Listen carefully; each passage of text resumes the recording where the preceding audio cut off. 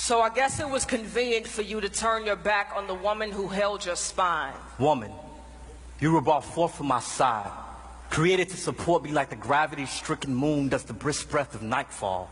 But when fear clawed its way into my heart, when he called my name in the garden, you shrunk and hid your shameful body. Where were you when the Prince of Night found his way to your star? You watched him lie, and I watched you sit and set like sun, you mourning of a man. You can't even see the nightmare you have become. I was there, standing in the distance, having a conversation with my backbone. I wanted to stop you, but you let that evil reptile with eyes, slow dancing with deceit and tongue, swift as breeze, woo you dumb to think we could be wise as the God who thought the galaxies into existence. Adam, I thought he was my friend, letting me in on secrets God Pinky promised the leaves not to tell. He pointed me to the tree, told me of what I was missing, and as my faith in his lies led me to stare, I watched death become gorgeous. But God is beautiful. Adam, my tongue became sight.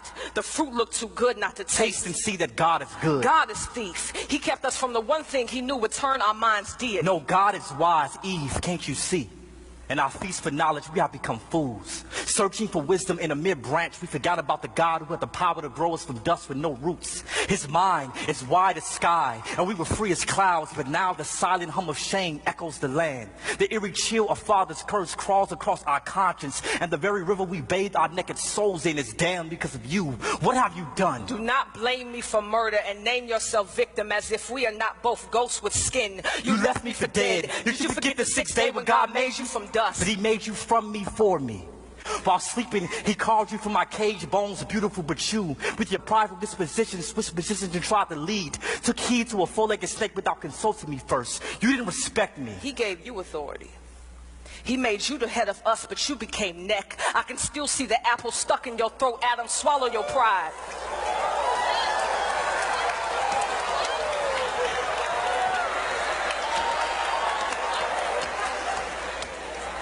You were supposed to lead me, yet I am to blame. Your wife, your Eve, the one who is now shamed once beauty the moment you saw her breathe. Maybe I should noose a ribbon around my neck, make a skirt of wrapping paper, stuff my natural naked chest with leaves. Maybe then these bones will be enough gift for you again, this flesh enough body for you to bathe in. The day you will move God from your soul, emptied your nest of his glories, the day you beg me to take his place, fill your voids, become this image of perfection to satisfy your insecurities. God forbid our sons grow up treating their sisters like cemeteries, stacking their bodies and bones in one closet to wear as one flesh every time they want to feel alive. Eve, please understand that you further prove my point.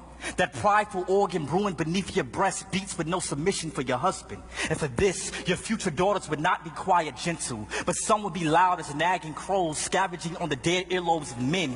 Their bodies, sculpted for God's glory, will become lures enticing our sons to sin, and they will. These women, your offspring, will hand their souls over to men who are not their God. They will kneel for value at the altar of man's approval, but that worship would not make them whole nor holy. Do you see what you've done? You made this about you by blaming me. We are both sin wrapped in flesh, both broken creations, stained glass windows with no shine, no sun, no light. We are both dark, imperfect, lost. We are fallen.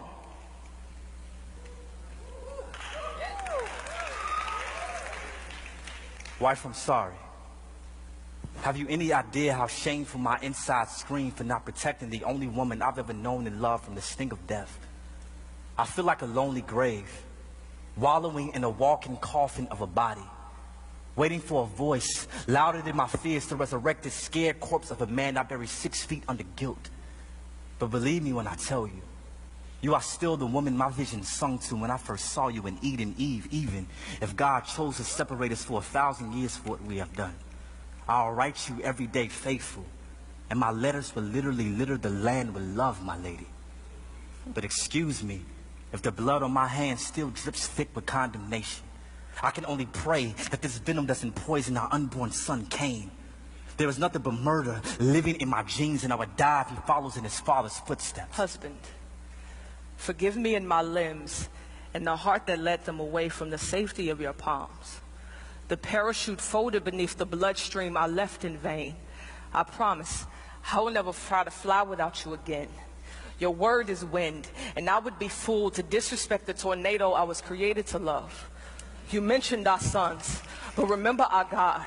Remember what he told devil as he cursed serpent. He spoke of my womb, and from it a seed will come. The devil will strike his heel, but our seed will crush his head. Yes, we are dying, but one day we may rise from the dead. We are not hopeless. Mercy has its sights set on the sinners, and its source is our God. He will rescue us out of the sea of sin. Like hands beneath a drowning soul, a rainbow before the lightning bolt speaks, he reigns. When the clouds crack their shell, our God will appear and show us his yoke is easy. A light too mighty for anything pitch black to trap our backs back behind that cage we crave. The way of escape is near if we wait with hope, nailed to our faith. The truth cross-stitched to our burdened bodies. The life stretching like the arms of an horizon, rising for all to see.